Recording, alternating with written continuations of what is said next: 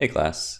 In this video, I'm going to go over research assignments. These assignments involve looking at a resource like a reading, a book chapter, a video game, or a video, and writing a open lab post about them where you summarize some things that you found interesting.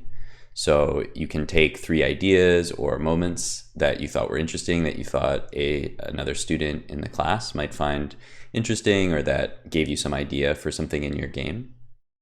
And you can document that using quotations or screenshots or videos, and then post that on the Open Lab with a 2 or 3 sentence description of each moment or idea explaining why you thought they were interesting.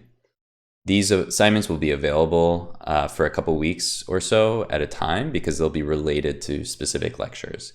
So an assignment that makes sense for the first few weeks of class probably won't make sense later on in class. So I'll take them down after a short time. All of these assignments are optional. They'll be presented to the class when we present the other work. This will be a useful way for students to contribute knowledge and understanding of different resources to the rest of the class so that we can all benefit from them. So I'm going to give examples of a few different types of resources and how to capture them and then post them on the Open Lab. The first example we'll look at is The Art of Computer Game Design by Chris Crawford. This is a game design textbook from 1980. I'll assign a few chapters over the course of the semester. In the first week of class, the first chapter, What is a Game, is assigned.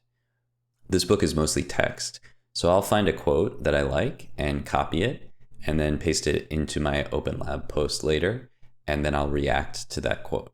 The next example I'll give is from the chapter 2 of Understanding Comics by Scott McCloud.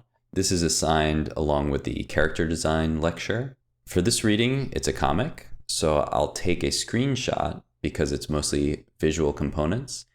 It's a comic book about visual communication, so I'll find something to react to and then post that on the Open Lab. The final example is a game that will be assigned later on in the semester called Sayabon Action. It's a very interesting game. I won't ruin it by playing it. I'll let you guys discover it for yourselves. To capture this, I'll take a screenshot of the whole window or a selection of the screen. If you want to make a video and you know how to do it, that's another option. Once I have captured the information that I want to react to in my post, I'll create a new Open Lab post and of course start by finding the correct category. So I'm going to load up the categories, go down to research and find the correct one. I'm using Crawford chapter 1 here, although I am reacting to a few different things. I'm just doing that because it's the first available category. So the title of your post should reflect what it is you are reacting to or talking about. I'll start with the quote from Crawford. So I'm going to choose a quote here and then paste in the quote that I copied.